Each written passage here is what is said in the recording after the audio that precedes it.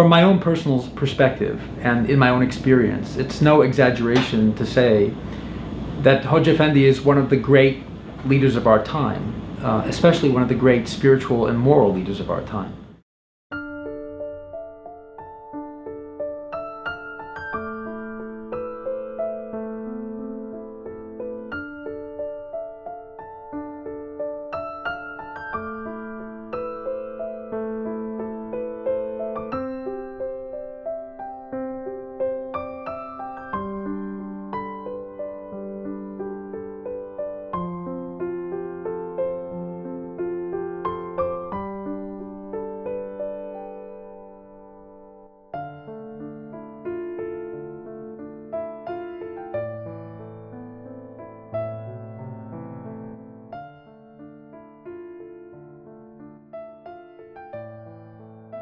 My name is Scott Alexander. I'm Associate Professor of Islamic Studies and Christian-Muslim Relations and Director of Catholic Muslim Studies at Catholic Theological Union in Chicago. I think the Hizmet movement is one of the most important spiritual and social movements in the world today. I say that because it has a very powerful combination of an emphasis on personal spiritual life, commitment to deep human values, commitment to serving humanity and serving God, connected with a vision for making communities stronger and for improving our societies around the world. From my own personal perspective and in my own experience, it's no exaggeration to say that Hocaefendi is one of the great leaders of our time, especially one of the great spiritual and moral leaders of our time. I think the challenge that faces any great spiritual and moral leader in the 21st century is the attempt to bring into a mutually creative synthesis the values of tradition and the values of modernity. This is not easy to do. Many people suggest that the way religious traditions can remain vital, the way faith commitments can remain vital in the modern age, is simply to become more modern. But in that sense, they can lose some of what has made them so strong and has fed people's lives for so long. Hocaefendi in his teachings takes real care to think about very deeply the values of the Islamic faith tradition in particular, but many other faith traditions as well, and how they can speak to as well as be informed by the modern world and some of the good, strong values of modernity, such as democracy and individual freedom. And so I think he plays a very important role, not just for Muslims, but for all people of faith, in terms of showing us a way that we as religious people can do two things: remain faithful to our revealed traditions, and yet participate fully for the transformation of human society for the common good.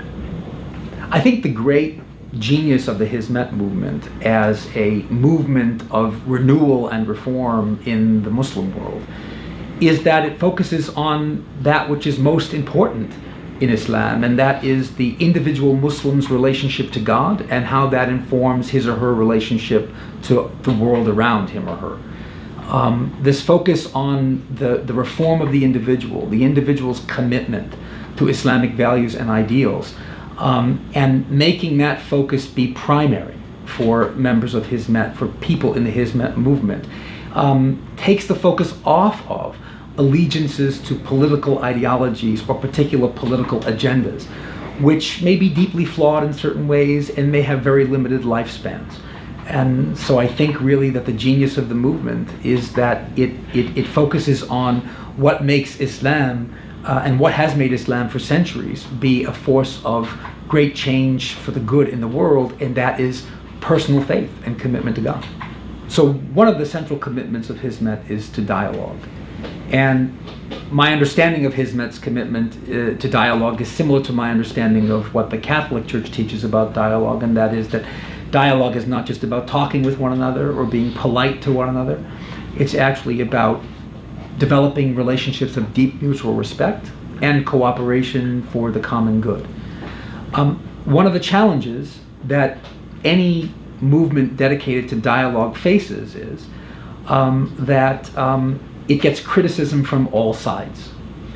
because when you're trying to bridge gaps and when you're trying to bring people together, you're never pleasing those people who actually are interested in setting people apart from each other and setting people at odds with each other for a particular purpose, like a particular political agenda or a particular kind of gain, whether that be economic or whether that be social power.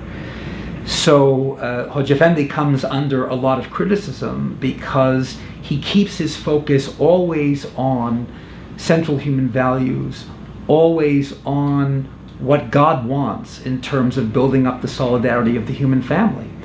And as those of us of faith know, what God wants is oftentimes not what people want, at least not in the short term. So any person like Hocaefendi who stands for these kinds of values and who is committed to being a peacemaker is always going to come under criticism from a variety of different factions that would prefer people remain separate or at odds with one another. I think a lot of us are trained to think of our religious identities more in political terms than in spiritual terms, unfortunately. And what that sometimes means is we're seduced by voices that want us to get to look at history and all the troubles of our past history, all the wounds and divisions, and perhaps link our religious identities with a desire for revenge or with a desire to gain the upper hand once and for all over those who have been our adversaries. This is not Hocaefendi's approach to Islamic identity or religious identity in general. Hocaefendi wants us to be more deeply committed to the values that are at the heart of those faith commitments that we all have. And that's a harder process.